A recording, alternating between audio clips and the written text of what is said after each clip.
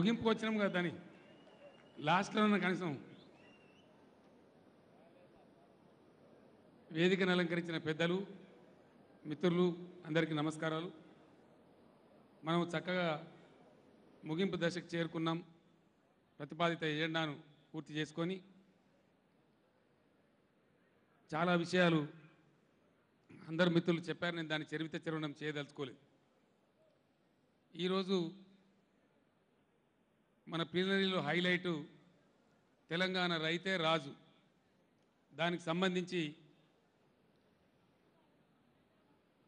కల్తీ విత్తనాలకు సంబంధించి చాలా పెద్ద ఆందోళన ఉంది.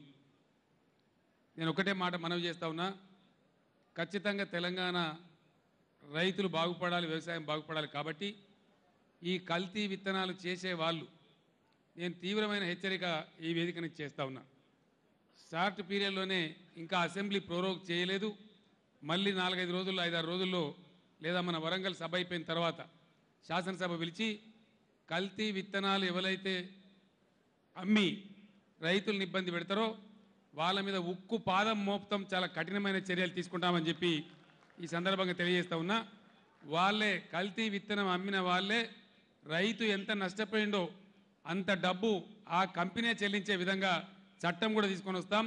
వీరందరి మీద ఇట్లా చేసిన వాళ్ళ మీద ఇప్పటికే 4 మీద వ్యవసాయ శాఖ మంత్రి గారు చర్యలు తీసుకొని పీడీ యాక్ట్ కూడా పెట్టారు. వాడు ఇప్పుడు జైల్లో ఉన్నారు. కాబట్టి మీరు కల్తీ విత్తనాలు అమ్మి రైతులను చెడగొట్టవద్దు, మీరు జైలు పాలు కావద్దని చెప్పి ఈ సందర్భంగా నేను మనవి చేస్తా ఉన్నా. గొంగిడి సునీత గారు చాలా ఆర్ద్రంగా చెప్పారు. కల్తీ విషయంలో కానీ, ప్రైవేటు ఆసుపత్రులు చేసే రాక్షస విషయంలో కానీ, ప్రైవేటు యాజమాన్యాలు సతాయించే ఫీజుల విషయంలో కానీ తప్పకుండా వాటి మీద కూడా తగిన చర్యలు తీసుకోవడానికి మంత్రిమండలి ఆలోచన చేసి సంబంధిత శాఖల మంత్రులు చర్యలు కూడా తీసుకుంటారని చెప్పి సందర్భంగా నేను హామీ ఇస్తా ఉన్నాను. అదేవిధంగా మార్కెట్ యార్డ్స్లో, మార్కెట్ కమిటీలలో దేశంలో ఏ రాష్ట్రంలో లేని విధంగా మనం రిజర్వేషన్లు తెచ్చుకున్నాం. చాలా మంచి విప్లవాత్మకమైన దిశగా మనం పోతా ఉన్నాం. అన్ని వర్గాలకు అవకాశం రావాలనుకున్నాం. మొట్టమొదటిసారిగా అన్ని వర్గాలకు అవకాశం వచ్చింది. దానికి నా సంతోషాన్ని కూడా నేను వ్యక్తం చేస్తూ ఉన్నాను. అదేవిధంగా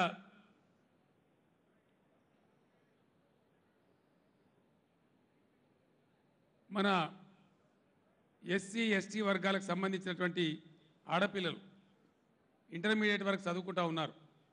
తర్వాత డిగ్రీ చదువుకోవాలంటే ఏ పట్టణానికి రావాలి. అక్కడ వాళ్ళు వస్తే పాపం ఇప్పటికి కూడా కొంతమంది దుర్మార్గులు, మూర్ఖులు, కులతత్వాన్ని పాటించే వాళ్ళు వాళ్ళకు రూములు అద్దెకు కిరాయికి ఇవ్వడం లేదు. ఆ సమస్య నా దృష్టికి వచ్చినప్పుడు వెంటనే ఉప ముఖ్యమంత్రి కడియం సిఆర్ గారితో చెప్పినప్పుడు వారు ఇమ్మీడియట్గా చర్య తీసుకొని 30 రెసిడెన్షియల్ స్కూళ్ళు, రెసిడెన్షియల్ డిగ్రీ కాలేజీలను ప్రారంభించడం జరిగింది. ఆ దళిత మహిళలు, గిరిజన మహిళలు చాలా ఆనందంగా ఉన్నారు. వారికి ఇంకా కూడా రాష్ట్రం నలుమూలల అవకాశం రావాలి. కాబట్టి మొత్తం వాటిని గిరిజన మహిళలకు కూడా డిగ్రీ కాలేజీలు ప్రారంభించబోతా ఉన్నారు. అదేవిధంగా ఈ దళిత మహిళల గురించి కూడా వాటిని ఎక్స్పాండ్ చేసి ప్రతి రెవెన్యూ డివిజన్కి ఒకటి పెట్టే దిశగా దశల వారీగా చర్యలు తీసుకోబోతా ఉన్నారని చెప్పి కూడా ఈ సందర్భంగా నేను మనవి చేస్తూ ఉన్నాను. అన్ని వర్గాల సంక్షేమమే లక్ష్యంగా ఒక మంచి పద్ధతితో మనం ముందుకు పోతూ ఉన్నాం. మాటలు చాలా మాట్లాడవచ్చు, కష్టం చేస్తే తెలుస్తుంది, భారం మోస్తే తెలుస్తుంది. ఈరోజు అవాకులు చవాకులు పేలుతున్న కాంగ్రెస్ తదితర పక్షాల నాయకులకు నేను ఒకటే ఒక మాట మనవి చేస్తూ ఉన్నా. అసెంబ్లీలో కూడా గతంలో నేను చెప్పినా, ఈ వేదిక ద్వారా కూడా నేను చెప్తా ఉన్నా. ఈరోజు మీ అందరికీ కూడా తెలవాలని నేను చెప్తా ఉన్నా. ఇది వాస్తవం, మీకు తెలవాలి, రాష్ట్ర ప్రజానీకానికి కూడా తెలవాలి.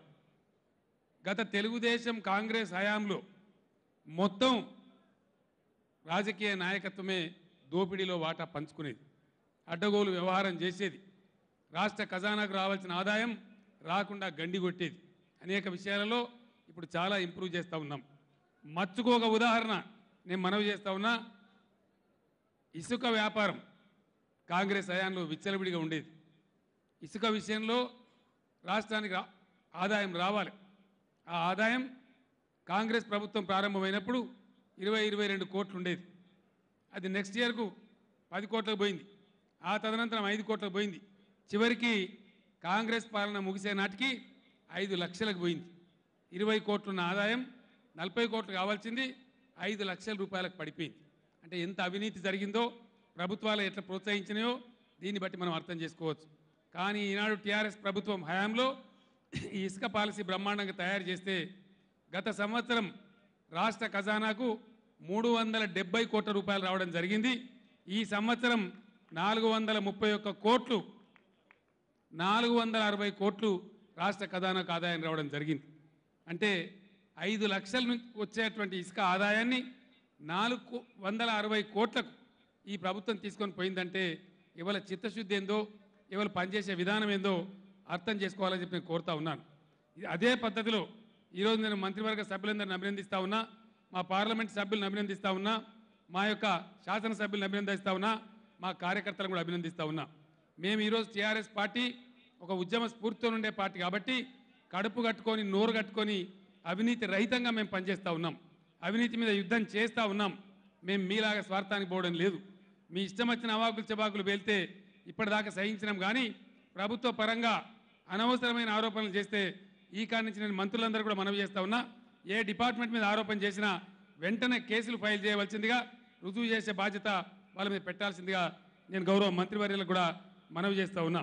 ఈరోజు ఈ యొక్క ప్లీనరీ అద్భుతంగా జరగడానికి మంత్రి కేటీఆర్ ఆధ్వర్యంలో గౌరవ ఎంపీ గారు మల్లారెడ్డి గారు, మన హైదరాబాద్ మేయర్ గౌరవనీయులు బొంతు రామ్మోహన్ గారు, ఎమ్మెల్సీ మైనంపల్లి హనుమంతరావు గారు, ఎమ్మెల్సీ శంబిపూర్ రాజు గారు, ఎమ్మెల్యే కేపీ వివేకానంద గారు, ఎమ్మెల్యే మాధవరం కృష్ణారావు గారు, అదేవిధంగా సుధీర్ రెడ్డి మన మేడ్చల్ ఎమ్మెల్యే గారు, కర్నే ప్రభాకర్ ఎమ్మెల్సీ గారు, గ్యాదరి బాలమల్ గారు టీఎస్ఐఐసి చైర్మన్, విప్లవ్ కుమార్ గారు టీఎస్యు ఎఫ్ఐడిసి చైర్మన్, అట్లే మారెడ్డి శ్రీనివాసరెడ్డి గారు, సామ వెంకటరెడ్డి వేజ్ బోర్డు చైర్మన్ గారు, వీరందరూ కూడా మనకు గొప్పగా పనిచేశారు. వారందరికీ నేను నా హృదయపూర్వక అభినందనలు తెలియజేస్తూ ఉన్నాను. స్థానిక సర్పంచ్ గారు నాగమణి దేవేందర్ గారు కూడా బాగా కృషి చేశారు. వారికి కూడా మనందరి పక్షాన నేను హృదయపూర్వకమైన కృతజ్ఞతలు తెలియజేస్తూ ఉన్నాను. జీబీఆర్ కల్చరల్ క్లబ్ సభ్యులు పెద్దలు సత్యబాబు గారు, అనిల్ రాజు గారు, జిఎస్ వర్మ గారు అద్భుతంగా మనకు సహకరించి మంచి భోజనాలు ఈ ప్రెమిసెస్ అంతా ఇచ్చి గొప్పగా మనకు సహకరించారు.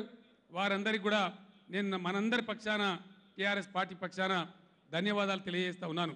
తప్పకుండా 100% రాష్ట్ర ప్రజల మనోభీష్టాన్ని నెరవేర్చే విధంగా భారతదేశంలోనే ఒక గొప్ప రాష్ట్రంగా తీర్చిదిద్దడానికి అనేకమైనటువంటి పని అలుపెరగకుండా చేస్తామని ఈ సందర్భంగా మరొకసారి ఈ 16వ ప్లీనరీ సందర్భంగా పునరంకితం అవుతూ ఉన్నాం. టీఆర్ఎస్ చేసిన పనులు, సంక్షేమం, దాదాపు 135 జీవోల ద్వారా చేసినటువంటి ఈ 150 విధానాలు ఒక పుస్తకం అంతా సంక్షేమ విధానం ఇక్కడ జరిగింది. దీన్ని ఈరోజు మీకు ఇవ్వడం జరిగింది. దీన్ని విస్తృతంగా ప్రజల్లోకి తీసుకుపోవాలని చెప్పి నేను కోరుతా ఉన్నాను. ప్రభుత్వ పరంగా కూడా ప్రభుత్వం చేసినటువంటి పని ఏ విధంగా ప్రతి గడపకు తీసుకుపోవాలనో రాబోయే రోజుల్లో క్యాబినెట్లో ఆలోచించి నిర్ణయం కూడా తీసుకుంటామని కూడా మనవి చేస్తూ, మన కార్యకర్తలకు నేను ఒక మాట చెప్తా ఉన్నాను. కొన్ని పదవులు మార్కెట్ కమిటీలు కావచ్చు, దేవస్థాన కమిటీలు కావచ్చు, వాటిని వేస్తూ ఉన్నారు. మిగతా విషయాలు కూడా ఇప్పటిదాకా రాష్ట్ర సంక్షేమం, ప్రజల సంక్షేమం, రాష్ట్ర ఆదాయం దీని మీద కేంద్రీకృతం చేసినాం. ఇప్పుడు 75 లక్షల మంది సభ్యులైనరు కాబట్టి పార్టీ కార్యకర్తలను కూడా అన్ని రకాలుగా ఆదుకునే దిశగా ఆలోచన చేస్తూ ఉన్నాం. తప్పకుండా మన కార్యకర్తలకు మేలు జరిగే స్టెప్స్ కూడా భవిష్యత్తులో చేస్తాం. మేము మంత్రులందరితో మాట్లాడి ఏమేమి కార్యక్రమాలు తీసుకోవాలనో ఆలోచన కూడా చేస్తామని మనవి చేస్తూ, మీ అందరికీ కూడా పేరు పేరున ప్రతి ఒక్కరికి మరొక్కసారి మళ్ళీ నన్ను పార్టీ అధ్యక్షునిగా యునానిమస్గా ఎన్నుకున్నందుకు ధన్యవాదాలు తెలియజేస్తూ ఈ సభను ముగిస్తా ఉన్నాను. జై తెలంగాణ, జై తెలంగాణ.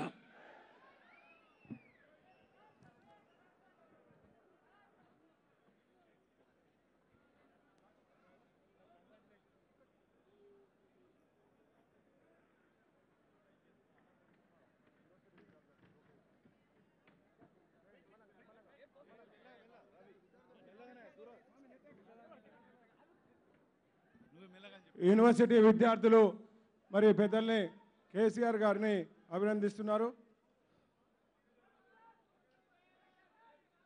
అరే ఏ రానియా బాబు, రాని రాని రానియా.